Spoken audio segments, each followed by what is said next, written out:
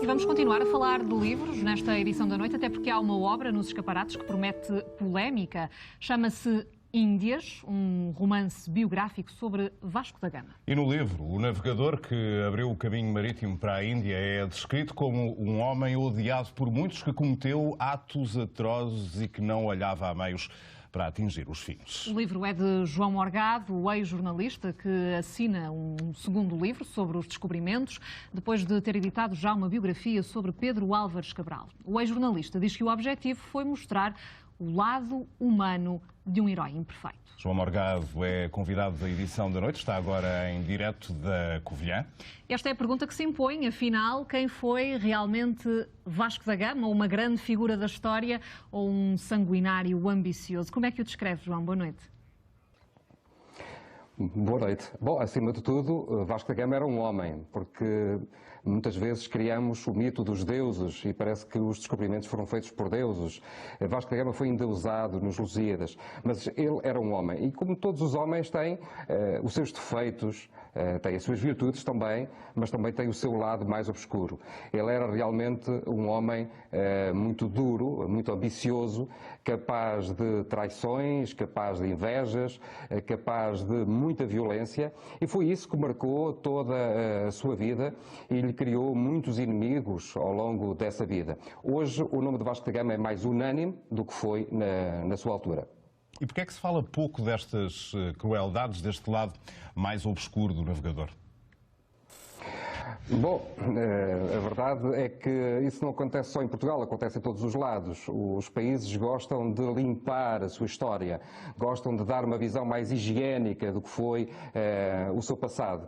E, portanto, gostam de mostrar as partes boas, e a parte boa é que Vasco da Gama realmente foi o primeiro a fazer a grande viagem oceânica, a chegar até às Índias e regressar. Essa é realmente a parte boa que o deixou na história. E depois todos os povos tendem a esconder um pouco debaixo do tapete as partes menos agradáveis.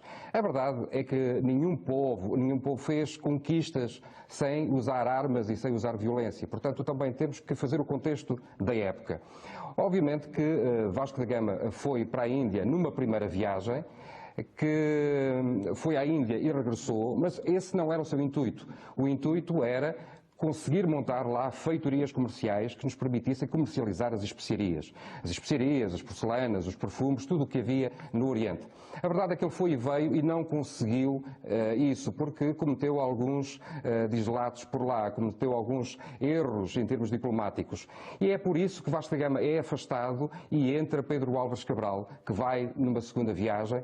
Uma viagem que também não correu de tudo bem, mas que conseguiu alguns acordos comerciais, pelo meio descobriu o Brasil, que não é de sumenos, e portanto Pedro Álvares Cabral regressa como um herói. Vasco da Gama tinha ficado em terra a congeminar uma vingança. A verdade é que com Pedro Álvares Cabral em alta as coisas tornavam-se difíceis. O que Vasco da Gama conseguiu foi mudar a opinião do rei e convencer Dom Manuel I que não se podia ir para o outro lado do mundo, para o Oriente, a comercializar especiarias. Era preciso ir como conquistadores, com homens de força, com homens carregados de armas, para imporem as suas regras, imporem as regras no Mar Índico, imporem as suas regras nos portos e conseguirem trazer as especiarias a bom preço. Dom Manuel conseguiu fazer o melhor das duas hipóteses, foi dividir a armada.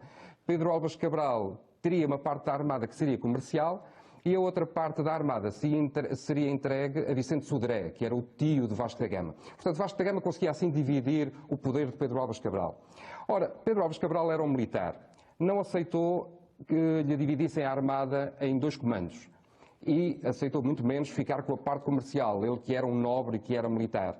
E, portanto, rejeitou o comando da armada e abriu a possibilidade de Vasco da Gama voltar a assumir o comando. Há uma segunda viagem de Vasco da Gama para a Índia. Essa é a parte que é menos falada, que não vem nos livros de história. Porquê? Porque essa é realmente a embaixada da vingança. Vasco da Gama, que nós costumamos ver nos livros como um senhor barbudo, que parece que não faz mal a ninguém, a verdade é que quando ele volta para a Índia está com 30 e poucos anos, está na força da idade, tinha sido humilhado durante a primeira viagem e, portanto, queria vingar-se.